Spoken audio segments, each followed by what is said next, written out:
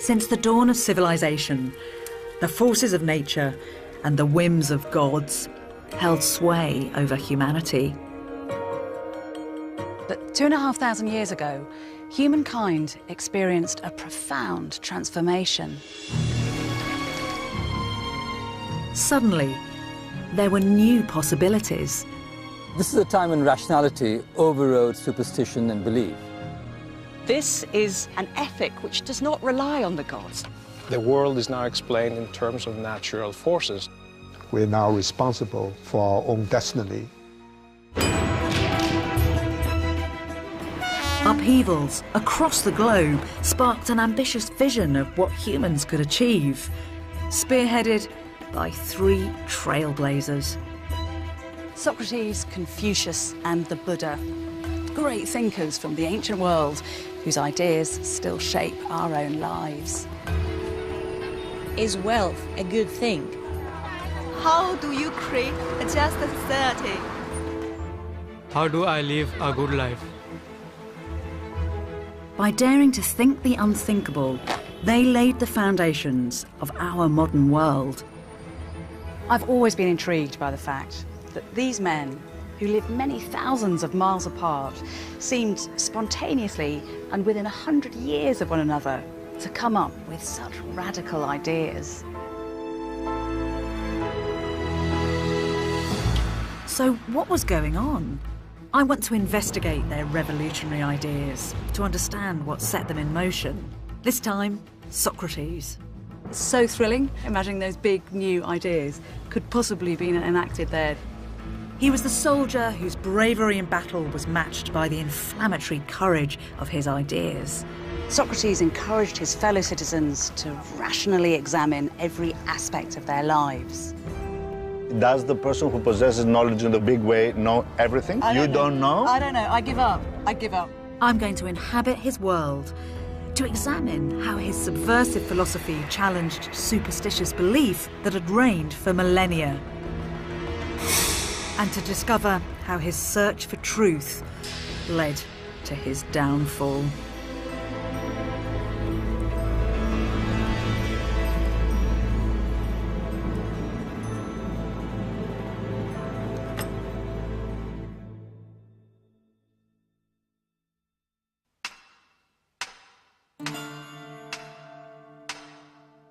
In 469 BC, Socrates was born, the son of a midwife and a stonemason, into a city in the midst of a tumultuous transformation. He grew up in the suburbs of Athens, at eye level with the sacred Acropolis rock.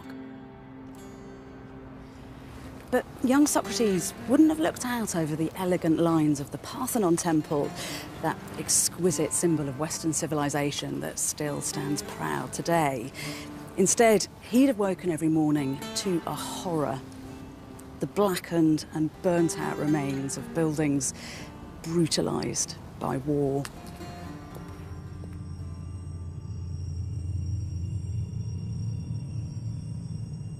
His city bore the scars of a ferocious conflict with the region's superpower, Persia. But against the odds, Athens had triumphed just 10 years before Socrates was born. Now it revelled in what some call the Greek miracle, a golden age.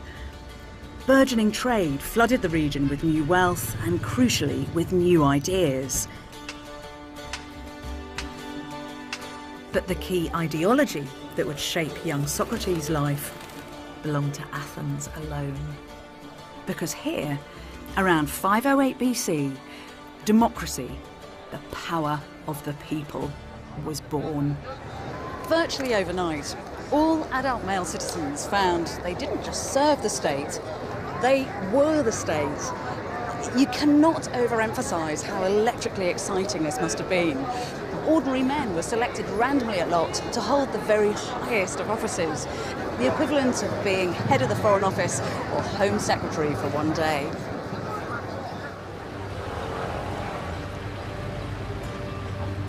Socrates wouldn't only witness a city being rebuilt, but the ethical hazards of a new social experiment.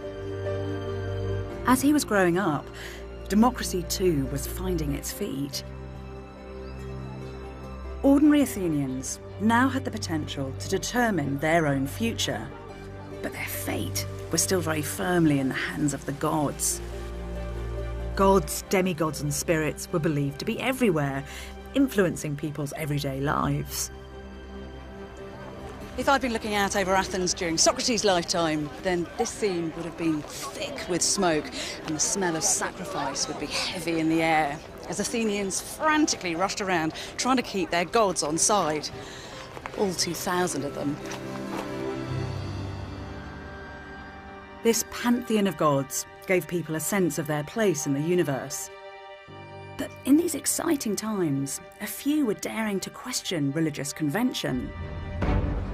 As a teenager, Socrates sought them out in one of Athens' most edgy and marginal districts, Kerameikos. For 600 years, this had been Athens' main burial ground. Come Socrates' day, and it had evolved into a kind of cosmopolitan suburb of sin. Travelling salesmen plied their wares here, along with prostitutes who offered what were euphemistically known as middle-of-the-day marriages. Many young Athenians didn't need to work. There was one slave to every 2 free citizens. So Socrates had the free time to come here and listen in on theories carried in on the trade routes.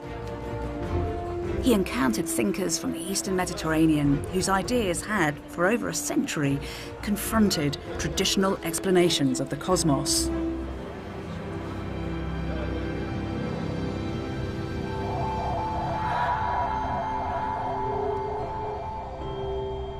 What people saw as mysterious and unfathomable, they viewed as rationally ordered and, to some degree, rationally explicable. We refer to them now as one group, the pre-Socratics, but in reality, they were brilliant, independent thinkers. They asked hugely ambitious scientific questions. What is the cosmos made of? What is matter, and how do we perceive it?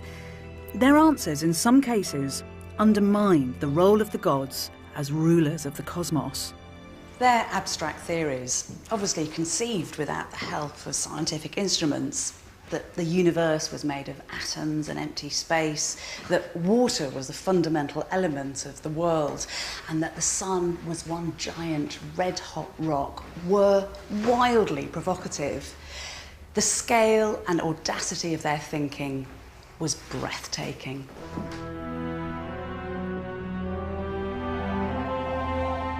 The pre-Socratics not only struck at the core of traditional belief, but their use of reason opened up a new way to look at the entirety of human experience, an approach eagerly taken up by the young Socrates.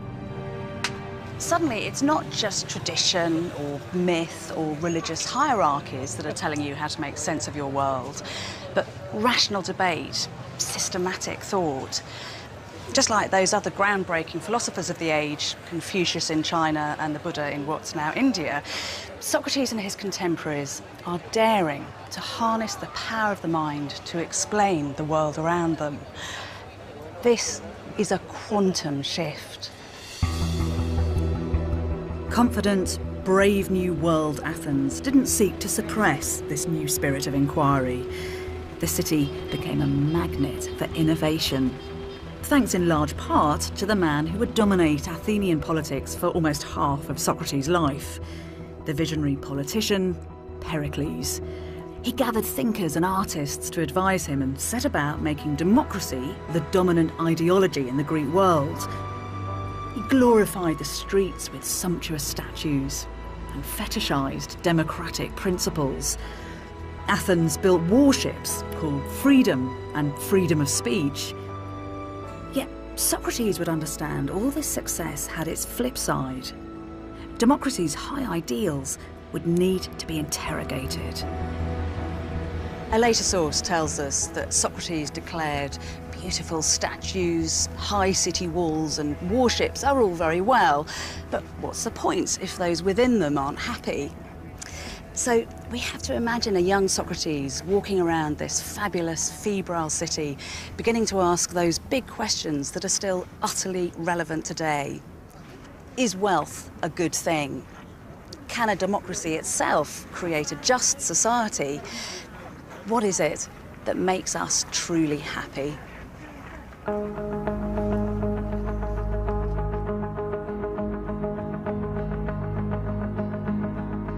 Democracy had opened a Pandora's box of new dilemmas and contradictions.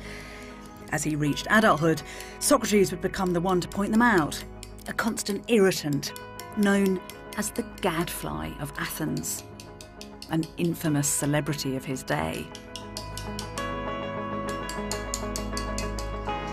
But Socrates is also an enigma, because as far as we know, he didn't write anything down, not a single line. He thought that writing was dangerous because it imprisoned knowledge. It's only thanks to contemporaries such as Plato, who may have coined the term philosopher, perhaps with Socrates in mind, that his thoughts and life story have been preserved. And what a man he seems to have been. Ironic, courageous, brilliant, wildly charismatic, and utterly infuriating. Plato's compelling accounts of his life, his ideas, and his dramatic death are a jewel in the canon of Western thought.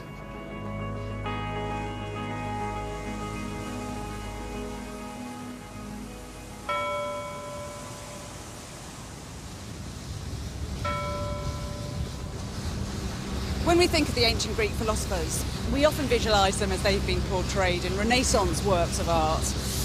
Lofty grey beards draped in elegant robes hanging around classical columns. We don't perhaps imagine them involved in the dirty and bloody business of war.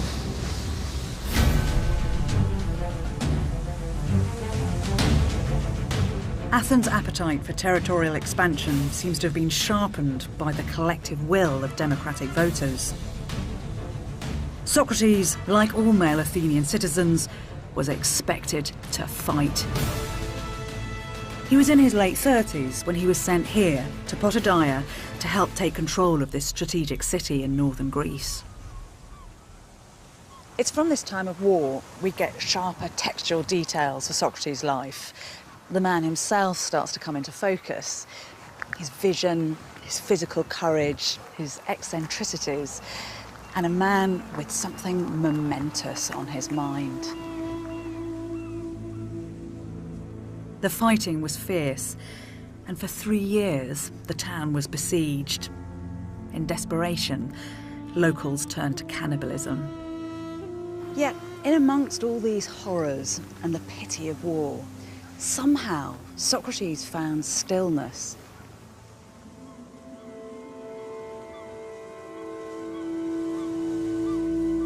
We're told he became absorbed by complex, private thoughts.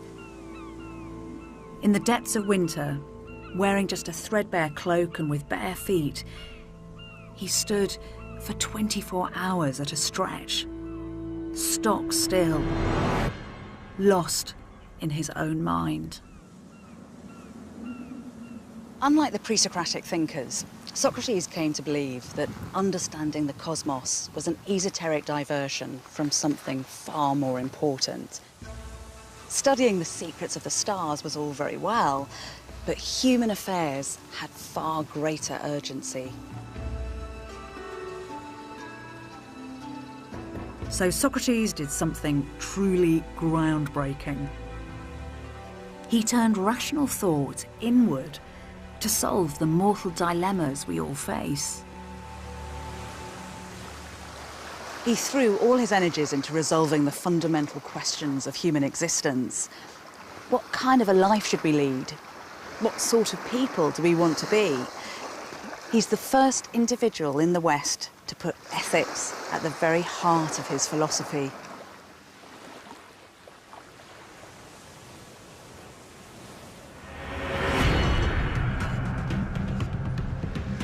Socrates' starting point was simple. Everyone yearns for a full and flourishing life, but it wasn't to be found in the transitory pleasures and distractions of the material world.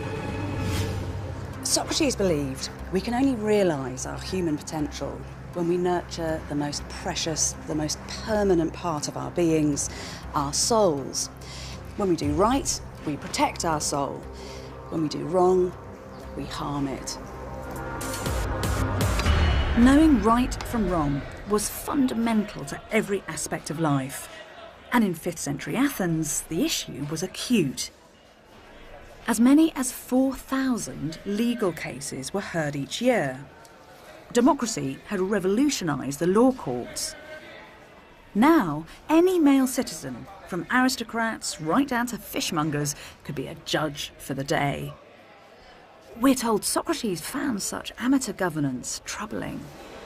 If those sitting in judgment weren't qualified to understand the difference between right and wrong, then they could convict an innocent person.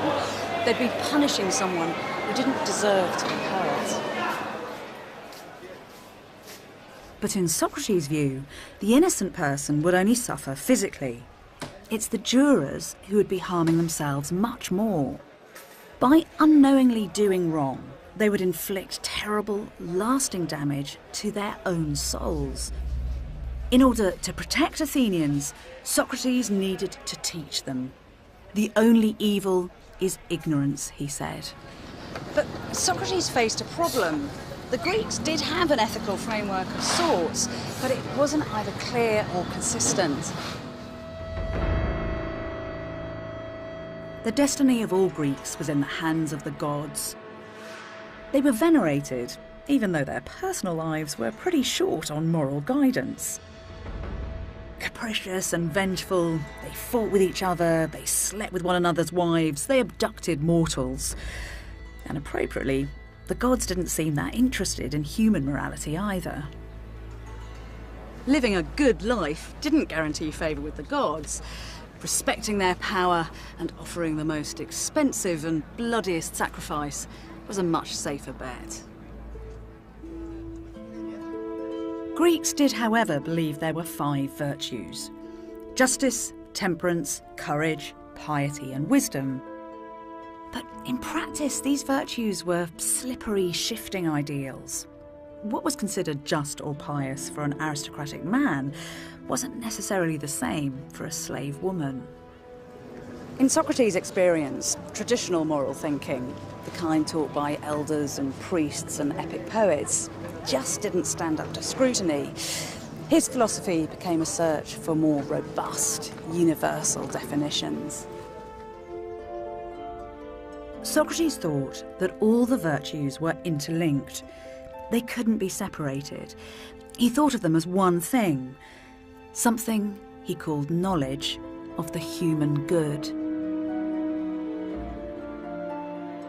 For him, virtue is knowledge of the human good. He says that this knowledge of the human good is going to, in some sense, save your life. This is really strong language. But is that an abstract idea, or is this something that can play out in people's day-to-day lives? Oh no, absolutely. Knowledge of the human good is what enables us to make the right practical decisions in our daily lives. But it's going to look different in different contexts. For instance, if you're on a battlefield, it will manifest itself as courage. If you're sacrificing in a temple, it will look like piety. And it's through those decisions and actions that we are enabled to take care of our souls, our most precious possession, on which all our happiness depends. But that means that people have real agency, because it seems to be that he's saying it's not down to the gods to make the world a better place, it's down to us. Absolutely. Socrates is saying you don't have to depend on the whims and the caprices of the gods. It's really about individual empowerment and responsibility. And furthermore, whereas he inherited a tradition which said there was one kind of virtue for a man, another for a woman, one for, a well-born person, another for a slave, he's saying no, it's about knowledge of the human good in a universal sense. It's available to everybody. Cicero later says of him, he brings philosophy down from the heavens and into people's homes and into people's individual homes. This really is a very radical moment in Western thought. Exciting and empowering, but also dangerous. Indeed, because even though Socrates himself was personally very religious, as far as we know, very pious, this is socially threatening, it's threatening traditional religion, and of course these messages are disturbing to a lot of people. Socrates didn't deny the existence of the gods, but his emphasis on the capacity of humans to shape their own destiny could be seen as challenging their traditional roles. Fortunately, the sacrificial fires to the gods, which had burnt for centuries, were now lit in a city that also prized freedom of expression. Initially, Socrates' unorthodox ideas were tolerated. But then, in 431 BC, the good times looked set to end. The violence of Potidæa escalated into all-out conflict. The pitiless Peloponnesian War between Athens and its nemesis, the city-state of Sparta. Here at the National Archaeological Museum, funerary urns depict the heartbreaking suffering and loss experienced by the Athenians. With Spartan hordes ravaging the countryside around Athens, Pericles ordered every citizen from the surrounding area to come inside the city walls. It was a fatal strategy. A new kind of terror was unleashed from within. Athens became one giant refugee camp. With the population hemmed in together, a deadly disease spread like wildfire. The symptoms were ghastly. Sweats, fevers, a suppurating rash, and a racking cough. At a conservative estimate, at least 1/3 of the population was wiped out. Angry and frustrated, Athenians turned on their poster boy and removed Pericles from office. Eventually, he died. It's believed of the plague himself. A thriving Athens had been robust enough to deal with the searching questions of Socrates. Now, with confidence ebbing away, tolerance was threatened. Yet, energised by the same sense of crisis and danger which motivated the philosophies of Confucius and the Buddha, Socrates seems to have flourished. By now in his 40s, and surrounded by war, death and disease, his search took on a new intensity. How do we decide what is good? Is wealth a good thing? What makes us truly happy? In Athens, Socrates wasn't the only one discussing big ideas with its embattled citizens. The sophists were cocksure, showy educators, masters in the art of persuasive argument. They acted as speech makers in legal trials, entertaining huge crowds in stadiums. Socrates was sceptical, to say the least. Like the sophists, he challenged orthodox thought, but he also passionately believed that philosophy should have a higher purpose. Clever ideas and persuasive arguments just weren't enough. To the sophists, smart words were currency. They sold their services to the highest bidder. But Socrates refused to be paid, preferring handouts from friends. That's not to say he didn't enjoy worldly pleasures. He drank and made love, but barefoot and unwashed, he stood out in materially minded Athens. We're told that he marked past shop stalls in his shabby robes, saying, "How many things I don't need." He saw wealth as impermanent, a distraction from the search for absolute values. Socrates believed you couldn't buy knowledge, and wisdom didn't come from listening to long speeches. It could only come through something else. Dialogue. So, Bethany, I understand you're here to do a documentary about Socrates. Yes. Why are you making this documentary? His Socratic method worked something like this. Socrates would engage someone in the street. I can learn something more about Socrates and I can share that knowledge with the people who are watching it. These are big words, knowledge and truth. Should we take one of them? What would it mean? He'd ask them an ethical question. So what is this thing, knowledge, that you want to impart? In my book, knowledge is love of what it is to be human. The person would attempt to define the concept, but Socrates would find inconsistencies in their answers. Knowledge is love. Yeah. Okay, so if you wanted to have an operation for an appendicitis, would you go to a woman who was full of love but knew nothing about surgery? No. Okay, so I would say that the definition of knowledge as love is not good enough. They would be forced to withdraw their definition and to reformulate and refine their ideas. So let's try it again. Is there one kind of knowledge or many kinds of knowledge? Knowledge is one... Take your time. I yeah. don't know the answers to this. Maybe knowledge is one thing, but knowing is many things. A professor... This process would spiral into a dizzying round of question and answer. To know how the stars move and to know how the liver operates is the same thing. No, they're not the same thing. Does the person who possesses knowledge in the big way know everything?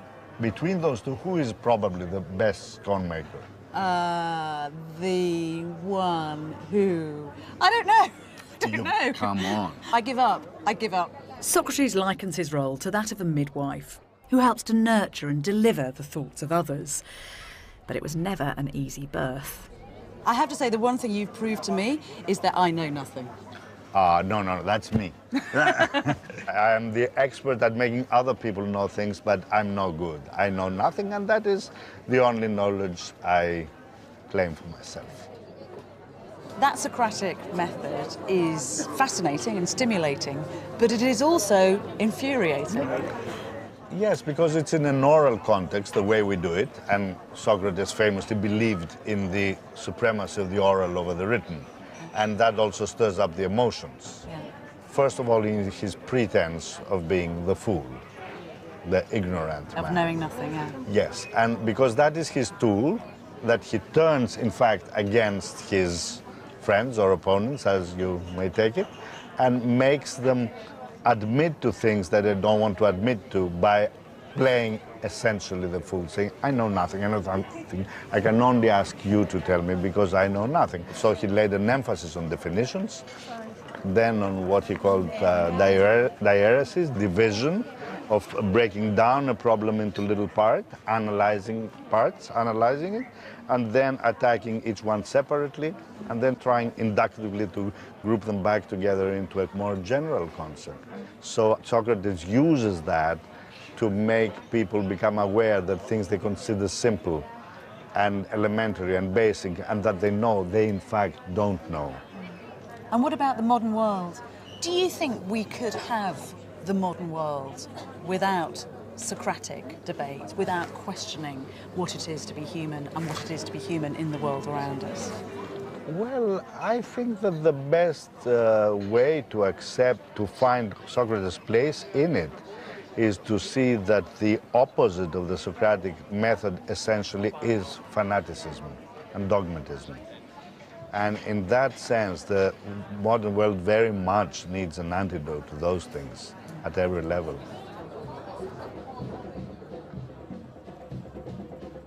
The Socratic method was cathartic. It got difficult issues out into the open and defined concepts with much greater precision. Socrates' tough questioning with his trademark irony was conducted in public, causing a stir wherever he went. He was inviting everyone to seek knowledge of the human good, to identify fundamental truths. But people could only do this for themselves by constantly interrogating their actions and most deeply held beliefs. The unexamined life, Socrates said, is not worth living.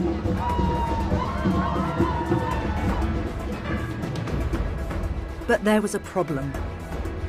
Socrates' teaching found particular favour with the young. With no end in sight to war with Sparta, These human resources were vital to Athens' future. Laws attempted to protect the youth from malign influence.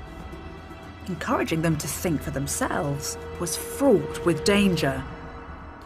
Yet Socrates sought them out, close to the most public place in the city, the Agora.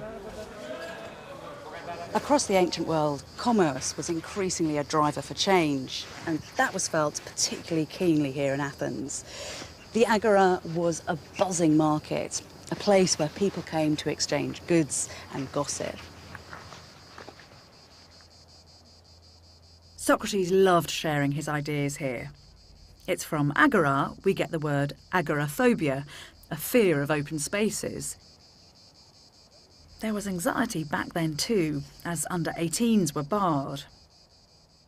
Now archaeology helps point to how Socrates met young Athenians just outside the agora's boundary in a private dwelling.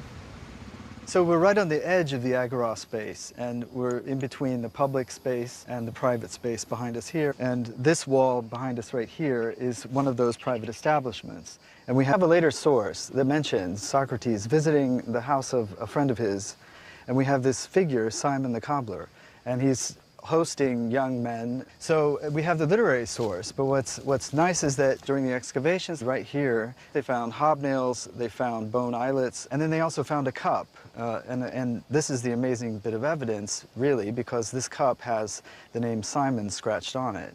And this is a replica right here of the cup, and you can see that it does have Simonos scratched on it. It's so thrilling being here, imagining those big new ideas could possibly be enacted there 2,500 years ago. Absolutely. We can say that Socrates was walking around this space, and he was probably hanging out right here in order to discuss things that might otherwise be something that might get him in trouble. I mean, it's a dangerous situation, that, potentially. So you've got this magnetic personality having these rumbustious conversations with young men and encouraging them to think for themselves. That's exactly right. This is the place where we're supposed to have freedom of thought and freedom of expression and so on in this democratic idea. But this is a place where you have to respect the gods, and you have to respect your elders, and you have to respect the laws of the city. He's questioning the gods, he's questioning the laws, so he's really putting it to the test and forcing these young guys to see things in a different way, and the city didn't really like that.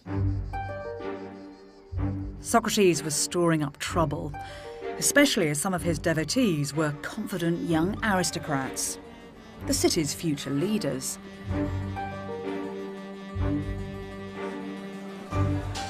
Most notable was Alcibiades. Well-born, wealthy and an Olympic champion, this sexually promiscuous hellraiser entranced and scandalised Athens for decades. Yet this playboy was friends with Socrates, who was 20 years his senior. Socrates had actually saved Alcibiades' life during the Battle of Potidaea. Plato's Symposium describes an infamous exchange that took place between them during a heady, aristocratic drinking party.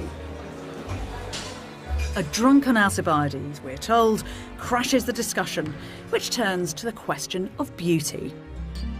In Greek culture, Alcibiades' body beautiful would typically have been regarded as a sign of his moral beauty too. But it appears Alcibiades bought into Socrates' alternative concept of real beauty. Socrates, he says, might be ugly on the outside, but he has an inner beauty that by far outshines any physical beauty, and that he, Alcibiades, loves Socrates because he is the wisest man and therefore the most beautiful.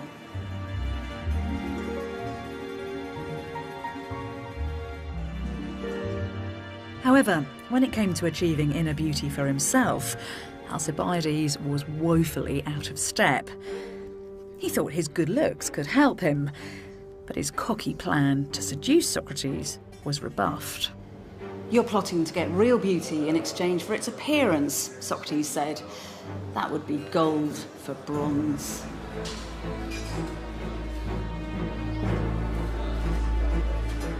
For Socrates, the talents of young aristocrats were worthless without the wisdom to use them properly. By debating with them, he was pushing the patience of Athens. Yet Socrates didn't compromise his principles, as demonstrated in the story of the Oracle of Delphi. We're told that a friend of Socrates called Chaerephon, a rather impetuous individual from all accounts, came on pilgrimage here to this sacred site. Delphi had been a place of religious devotion for 2,000 years.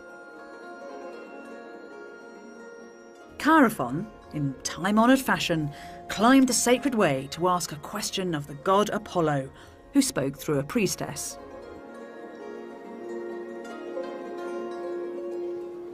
When he finally reached the oracle, he asked, "Is there any man wiser than Socrates?" And the answer came back, no.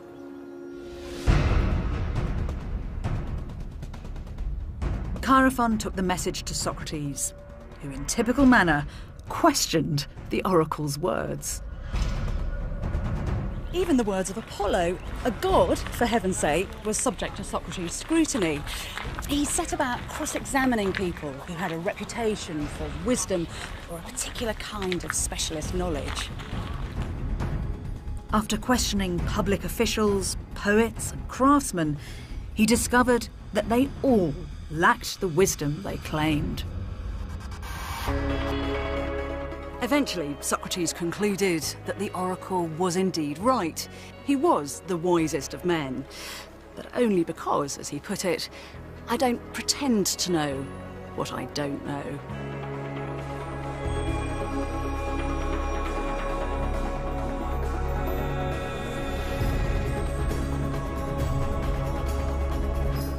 Socrates was wiser because he acknowledged the limits of his own understanding. By publicly exposing the false pretensions and ignorance of those who did claim to know the truth, he was bound to make enemies. But there was something else about Socrates that was even more unsettling. He claimed to have his own daimonion, or guiding spirit, a kind of hotline of communication to the supernatural world.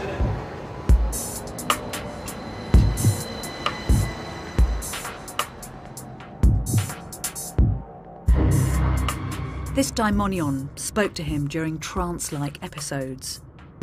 It warned him from making wrong decisions. On one occasion, it advised against entering public politics.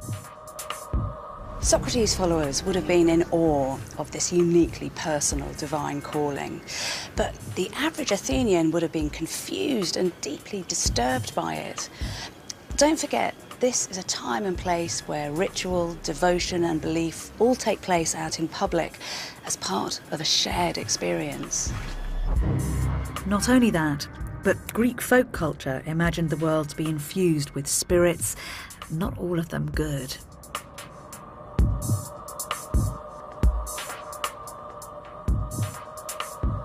Socrates' unorthodox private spirituality could easily be confused with a darker, more troubling kind of magic. Some muttered that he was a sorcerer. In this super-religious culture, the philosopher was laying himself open to scandal. False rumours and innuendo would culminate on a very public stage, fostering the kind of misinformation that would ultimately spell disaster for Socrates.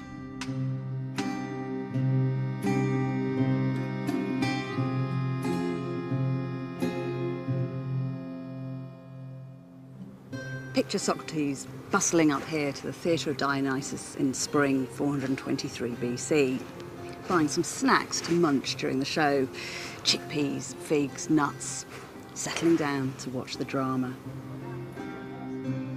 He's here to watch a new comedy called Clouds by the young buck of Athenian theatre, Aristophanes, only 22 and eager to make his mark. By now a big character in the city, Socrates is considered fair game, and he's parodied pretty mercilessly. He's portrayed as a ludicrous figure, the head of a ridiculous school called the Think Shop.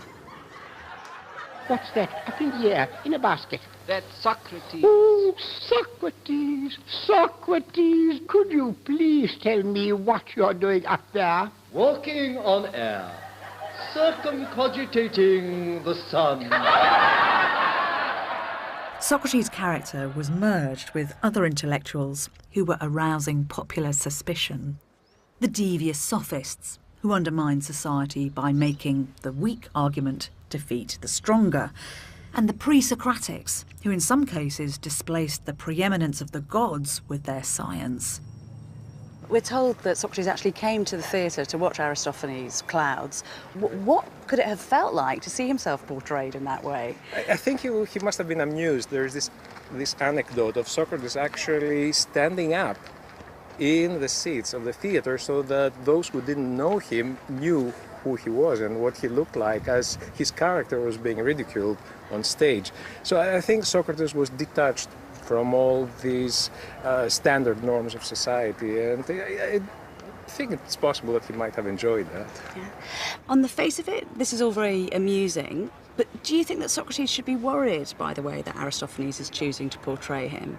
In hindsight, I think he should have been worried. The core of democracy, the principle of democracy is that the citizens be educated. If you don't have educated citizens, democracy does not work.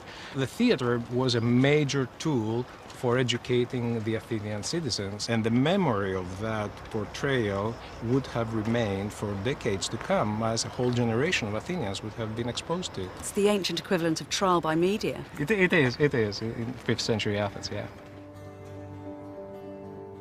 She's going to strike me again. Of course. Using the unjust logic, I'm convinced I can prove the necessity for it. If you do, you can take yourself off to the bottomless pit. You and your newfangled logic, and Socrates too.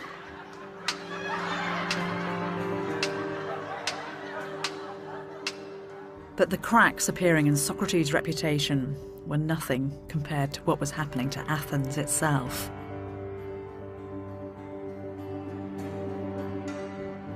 As the war with Sparta dragged on, people questioned the success of the democratic experiment. At the heart of the uncertainty was Socrates' close friend Alcibiades. He'd been chosen to lead an expedition against Sicily in 415 BC, the largest in Athens' military history. But one night, before they set sail, someone stalked through Athens' streets, mutilating statues of the protector god Hermes. The rumour spread that Alcibiades and his aristocratic friends were the vandals, part of a plot to bring down democracy. Back in Athens, rumour escalated to outrage, and Alcibiades was ordered home to face trial on charges of sacrilege. But then, en route, he vanished, and where he reappeared shocked everyone. He turned up a traitor in the bosom of Athens' greatest enemy, Sparta.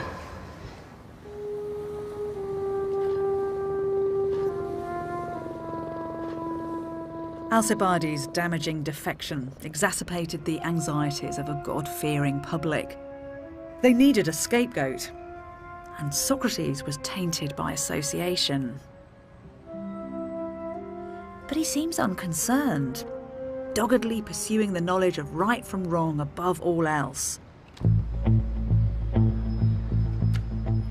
So when the philosopher unexpectedly entered public life in his 60s, he was on a collision course with Athens.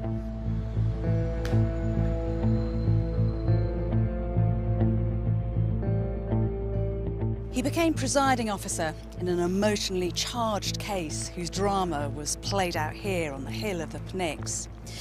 6 disgraced Athenian generals were accused of failing to collect the bodies of dead soldiers lost at sea. The public called for the generals to be tried together, in breach of Athenian law. But Socrates refused to be swept along by the vengeful mood of the crowd. Even though threatened with indictment for treason, Socrates refused to budge. He wanted no part in this kangaroo court. As the sun set, there was stalemate, and then the next morning, Socrates was off the case. Later that day, The generals were all tried here together at the Pnyx, condemned and then executed.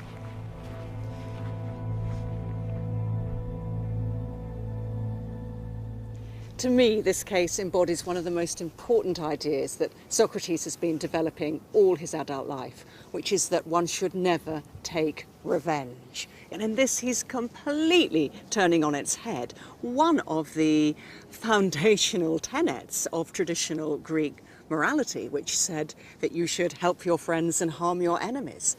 And Socrates says no, because all you can do to another person is you can take away their possessions, you can damage their body, you can kill them, but you can't harm their soul. But by doing wrong to somebody else, you are damaging your own soul and thereby taking away your chance of a virtuous and hence also a happy and flourishing life. This was a city-state that believed in justice, that wanted to see justice enacted. So in Socrates' book, what form should punishment take? It's a good point. He does believe that sometimes punishment is appropriate, but you punish somebody solely in terms of trying to cure their soul, of the damage that they have brought upon themselves by doing wrong. So punishment is there to cure and purify a damaged soul. I mean, even today, those still feel like quite progressive ideas. Absolutely. I mean, we're barely catching up with these ideas. Even now, we still have debates. What is the purpose of punishment? Is it to kind of retribution, or is it some kind of reform? Now, Socrates is absolutely clear. The purpose of punishment is to reform. They are fascinating ideas, but they must have been very, very troubling to the Athenians, because it must have felt as if he was kind of unpicking the foundations that kept communities together. Yeah, it would have looked weak to them. It would have looked like, oh no, you're not a real man, you're not standing up for yourself, what are you doing? In a way, he's almost anticipating the teaching of the Sermon on the Mount, you know, turn the other cheek in a sense. But he's 500 years before all that. Oh, yes. How does he dare to march so out of step from the rest of society? Because I think he absolutely believes that nobody else can harm his soul, but if he takes part in the illegal actions that he was invited to take part in, then he will be absolutely damaging his own soul and taking away his chance of a happy and flourishing life. In the name of wisdom and truth, Socrates was prepared to stick his head dangerously high above the parapet. Interestingly, it's a quality that he shares with both Confucius and the Buddha. For all three philosophers, personal comfort and personal security came a poor second to principle. And in the case of Socrates, having the courage of his convictions would prove to be a matter of life or death.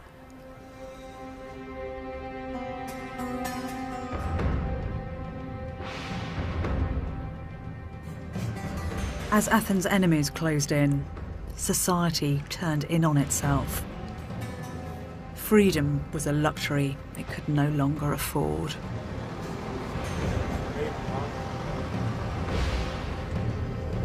Finally, the Spartans brought Athens to her knees. They tore down her city walls and installed a junta of 30 hand-picked oligarchs. Death squads roamed the streets and thousands of Democrats were disappeared, forced into exile or executed. Even though a counter-revolution restored democracy just 8 months later, it was a deeply compromised democracy, riven with suspicion and recrimination. In this poisonous atmosphere, Athens finally decided to deal with its troublesome gadfly.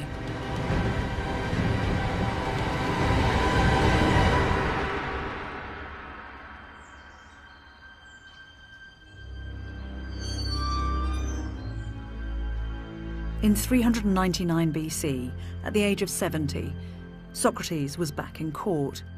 This time, he was on trial. The accusations against him were read out here in the Agora, close to this oath stone. The first charge was impiety, denying the gods and introducing new ones. The second, that he'd corrupted the young. Both could carry the heaviest penalty: execution.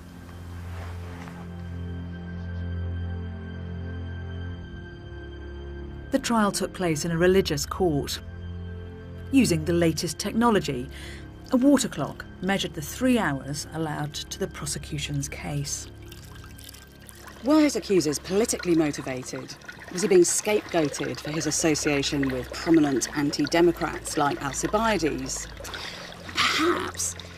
But then he'd set about to open the minds of the young, and with his goading questions to challenge the status quo. Eventually, the water clock was refilled for the philosopher to defend himself. Plato recounts how Socrates feels he's fighting a lost cause, thanks to Aristophanes' searing, damaging caricature of him. How mad I was, how mad to swap the gods for Socrates. It's not my crimes that will convict me, he said, but rumour and gossip. I can't possibly defend myself. It's like boxing with shadows. You will persuade yourselves that I'm guilty. Yet, in typical style, Socrates uses his defence to sting his fellow Athenians from their moral slumber. It is a brilliant, audacious speech, but it's also provocative and arrogant, and the jurors don't like it one bit. The city that once fetishised freedom and freedom of speech could not tolerate freedom to offend.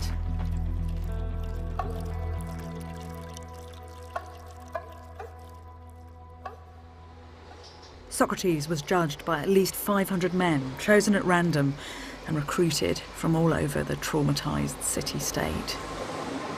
The jurors would have used these ballots in a secret vote.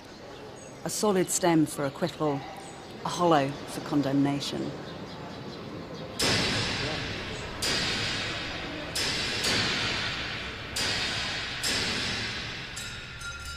Found guilty, a second vote is held to determine his punishment.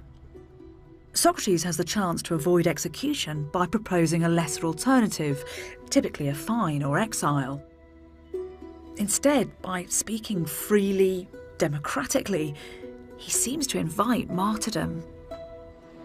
He declares that he's lived his life for the benefit of the city. He deserves reward, not retribution.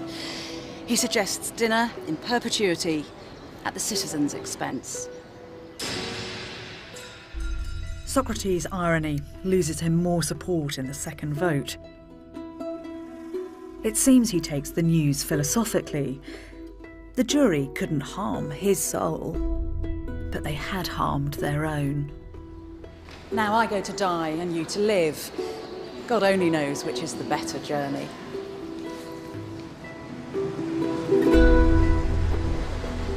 Socrates didn't fear what he didn't know, including death.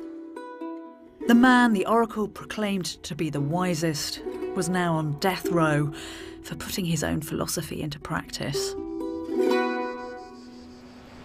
One of the things I find so compelling about Socrates is that even though he lived 25 centuries ago, in many ways he saw us coming.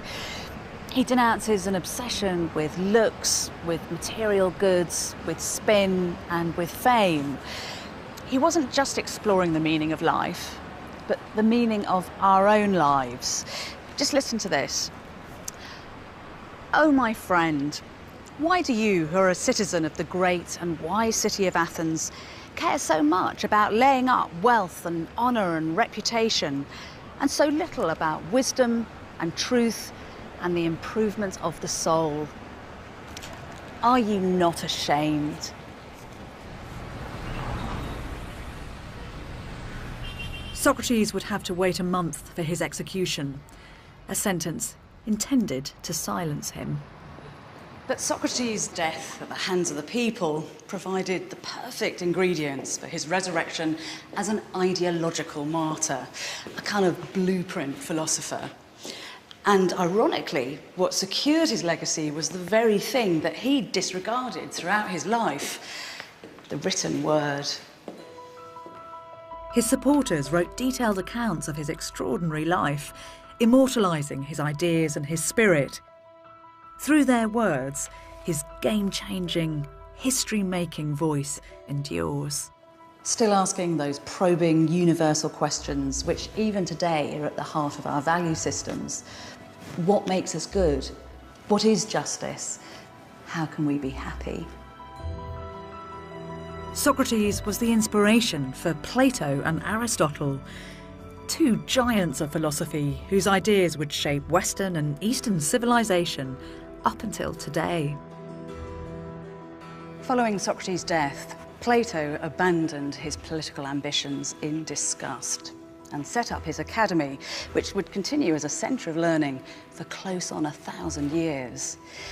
This building is Athens' modern academy, and it's just a couple of miles from the original, and it's part of a network of academic institutions right across the globe, inspired by that Athenian example.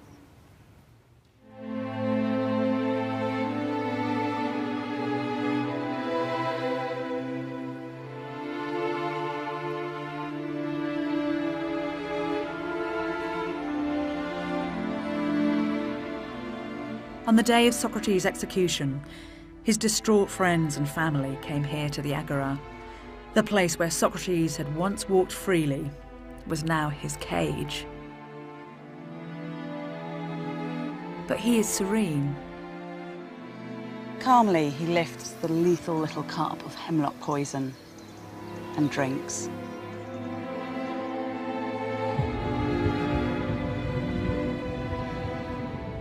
We're told that Socrates' last words, as the lethal hemlock took effect, were, "Crito, we owe a cock to Asclepius."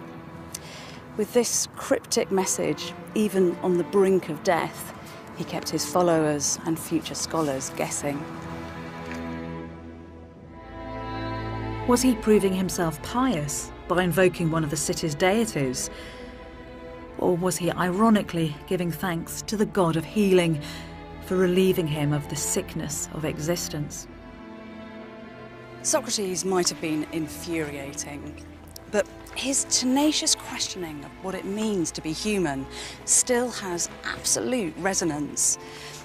By stating that the ultimate evil is ignorance and that a good life is within our reach, he challenges us all never to be thoughtless. The unexamined life is not worth living. With his head covered, no one saw the final moment when Socrates' precious soul slipped from that ugly, satirical, unforgettable face.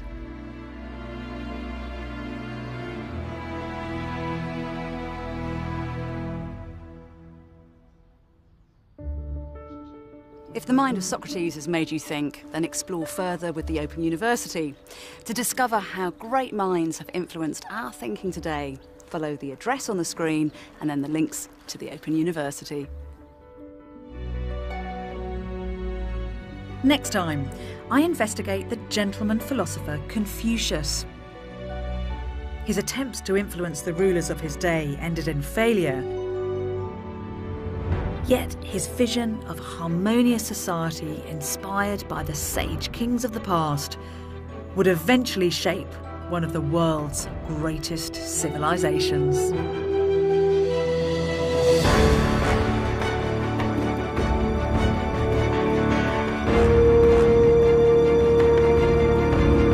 The final part of Genius of the Ancient World is here on BBC4 at the same time next week.